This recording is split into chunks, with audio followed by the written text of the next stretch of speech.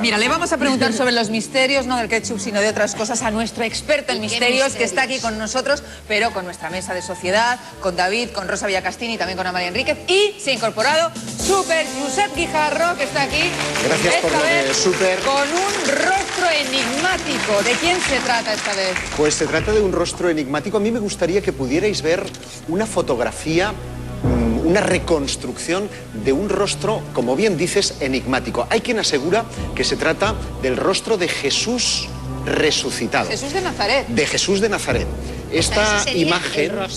Ese sería el rostro que se deduce del estudio de una reliquia muy desconocida para la mayoría de la cristiandad y que se ha puesto de moda después de que en septiembre de 2006 su santidad Benedicto XVI visitara el santuario del Santo Volto de Manopelo, que es concretamente la reliquia de la que vamos a hablaros hoy. Este rostro sale en la reliquia, este es el rostro que sale en la reliquia. No, es una recreación que ha hecho Alejandro Bahamonde para la revista Más Allá, deduciendo las líneas básicas que se deducen de ese lienzo. Es un lienzo, la reliquia es un lienzo. Imagínate, es como del tamaño de un folio, es decir, de 24 por 17 centímetros, hecho en viso, que es una especie de seda de carácter marino muy brillante. Esa sería la sábana blanca famosa. No, la sábana santa es una mortaja de un tamaño mucho mayor que presuntamente cubría el cuerpo de Jesús. Pero es curioso que se parezca mucho a todas las imágenes que hay de Jesús. ¿Verdad? Pues y además,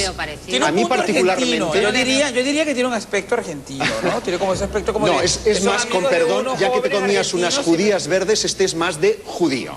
No, tú lo ves más judío a él, pero es que él es judío, ¿no? Porque fíjate que en el año 2001 unos científicos británicos trabajaron para la BBC en la reconstrucción de un rostro de lo que sería un judío del siglo I, buscando la semejanza, digamos, antropomórfica del rostro de Jesús. Y el resultado ha sido muy parecido al que se deduce de estas líneas. Fíjate que es un lienzo un tanto peculiar. En él se nos muestra el bigote partido en dos, la barba partido en dos, la dentadura del Redentor. O sea, lo que estamos viendo ahora es el lienzo auténtico. Ese es el lienzo auténtico sin retocar. Entonces, ¿para qué lo han reconstruido? Si ya lo estamos viendo. Sí, perdona la perogrullada. Lo que se ha hecho, Ana, es intentar compararlo con otras reliquias que existían y saber si ha podido tener alguna suerte de contacto con ellas. Una de ellas es la que refería Más bien parece Rosa un creyente. Yo creo que es un creyente más que el propio Jesucristo, ¿no? La imagen esa es como... Pero es que hay algo muy misterioso, Boris, en este lienzo, y es que no hay pinturas, no hay sangre, no hay acuarelas, no hay pigmentos, no hay nada. Es un lienzo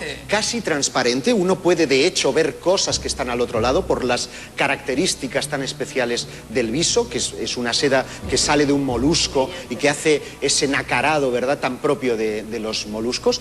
Uno puede ver casi a través de él, pero sin embargo este rostro aparece y desaparece ante la vista de los devotos. ¿Pero qué me estás contando? Es cierto, este viso tiene muchos otros misterios, no solo el hecho de que sea una representación del rostro de Jesús, sino que también, aparte de desaparecer y aparecer, o sea, aparece si eres creyente o no eres creyente. No, ¿o cómo nada tiene que esto? ver. Es verdad que la imagen de este pequeño lienzo, digamos que se altera en función de la cantidad de luz o del ángulo en el que uno mira la imagen. Si da vueltas alrededor de él, puede ver cómo el rostro empieza a volverse tumefacto, como si hubiera sido castigado, o dependiendo de si hay más luz o menos luz, aparecen ciertas manchas de sangre o del castigo que presuntamente vivió Jesús durante su pasión y muerte. Se supone que es un pañuelo que él tuvo puesto en la cabeza de alguna forma. ¿Cuál es una de las grandes incógnitas, porque los textos evangélicos nos hablan claramente de lienzos en plural, y hasta ahora conocíamos dos realmente peculiares. El uno, el que citaba antes Rosa Villacastín, la sábana santa que se conserva en Turín, y el otro que tenemos aquí en España, el pañolón de Oviedo, que es una tela de unos 85 centímetros por 50 de ancho, que tiene un montón de manchas de sangre y de líquidos, y que había sido utilizado para bajar a Jesucristo de la cruz y llevarlo hasta el sepulcro. Pero ahora está en Oviedo. Este está en Oviedo, se conserva en un arcón de plata y solamente se saca muy pocas veces al año. Pero este tercer esta tercera reliquia se justifica en la medida en que los ritos mortuorios establecían que cuando un rostro había sido ajusticiado y había quedado tumefacto, se le colocaba lo que se llamaba un sudario, una especie de pañuelo que cubría el rostro para un poco reducir el impacto de esa muerte. Y ahí es donde entra justamente la figura de este manopelo. Pero hay una curiosidad. Este es el que estamos viendo ahora, Esta sería la sábana santa de Turín. De hecho, hay una experta italiana que ha dedicado 30 años de estudio a comparar este pequeño lienzo de manopelo con este rostro que ahora mismo Pero aquí estáis viendo. aparece, yo creo que más bien Mayor. Dios. Aquí aparece, ¿verdad? Como Dios Padre. Hay un periodista que no sé si lo conocerás seguro, que es Juan Arias, del País. Sí, por supuesto, ha dedicado varios libros Ha al dedicado, tema de la sábana. tiene libros maravillosos. Y yo he leído casi todo lo suyo porque me interesa mucho el tema este. Y dice que no es tan guapo como bueno, aparte de que no es ni la mitad de las cosas que nos han contado, pero en el caso físico que no, porque los hombres no eran así. De hecho, ocurre que durante el Renacimiento se tendió a embellecer la figura de Cristo, que dista mucho de las imágenes bizantinas y anteriores. Cualquier retrato embellece la figura hoy día con el Photoshop, Sí. pero en la tradición pictórica siempre el modelo era de una manera y el retrato solía ser un poco halagador. Sobre ese Casi punto siempre. hay algo interesante a hacer notar, y es la circunstancia de que toda pintura necesita un modelo, y los modelos que se tomaban antiguamente se basaban en dos cosas: en la sábana santa de Turín y en este manopelo. Bueno, Josep, nos vas a seguir explicando esto inmediatamente porque es un tema interesantísimo que nos tiene absolutamente intrigados. Antes os vamos a recordar nuestro juego particular aquí de Channel número 4, el Brain 7244. ¿Sabéis? Enviáis la palabra Brain al 7244 y nosotros os devolvemos una pregunta para que ejercitéis la mente, algo tan importante o mucho más como el cuerpo. Volvemos rápidamente con nuestra mesa de sociedad y con Josep Guijarro.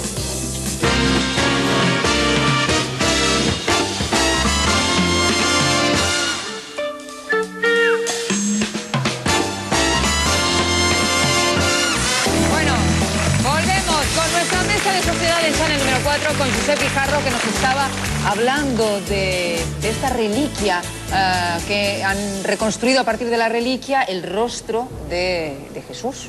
Así es, un velo, esa es la definición. Pero antes de que continúes en este momento, es que sabes que hoy estrenamos en nuestra cadena Psych o Psico. Hoy a las 22 horas es un estreno en 4 y vamos a estrenarlo con 2 capítulos de una serie que realmente es muy apasionante. Ya la he seguido en otros momentos y es brutal cómo realmente eso, los poderes psíquicos pueden ayudar a resolver cantidad de cosas. No tiene poderes psíquicos, pero lo parece. Es el título de este capítulo de estreno doble esta noche a las 10 de la noche en 4 de Psych. Con golpes de humor muy buenos. Con golpes de humor muy buenos, pero con unos poderes que quizás podrían haber ayudado a Josep y a estos investigadores que se dedican a reconstruir rostros, bueno, y cosas de la antigüedad a través de reliquias. Pues no es broma, ¿eh? Hay auténticos equipos de psíquicos que se dedican supuesto, justamente a y que explorar ayudan a la los grandes policía. misterios y a realizar lo que se llama arqueología psíquica, que es buscar precisamente objetos misteriosos como el que hoy estamos tratando. Objetos que, si recordáis, hablábamos de qué influencia podían haber ejercido en la pintura, porque la pintura necesita de modelos y este velo de manopelo también ha influido de forma notable en los artistas del Quattrocento italiano, pero también incluso a pintores anteriores. Hay el Pantocrátor, por ejemplo, que se conserva en la iglesia de Santa Catalina del Monte Sinaí, muestra un Pantocrátor que, por ejemplo, el pómulo, el labio o la barba partida es exactamente igual al que podemos ver reflejado en este misterioso velo. Un velo que, quiero insistir en ello, no tiene pintura, no tiene nada. Es decir, ¿cómo se ha creado esta imagen? Este es uno de los grandes misterios. ¿Cómo se ha Josep, plasmado pero ahí la perdona, imagen? a mí es que viendo esta imagen me da la sensación de que Jesús era mucho... Aquí parece muy joven. Piensa una época en la que se pasaba horas trabajando, currando como un no sé cuántos, etcétera, y se le ve con una cara de chiquillo que no aparenta los 33 años que tenía. ¿No resulta contradictorio que en una época en la que era tan difícil Hombre, sobre vivir, todo que en aquella época 33 años era una edad un adulto, provecta, era quiero una decir persona que efectivamente no son mayor. los 33 años de ahora.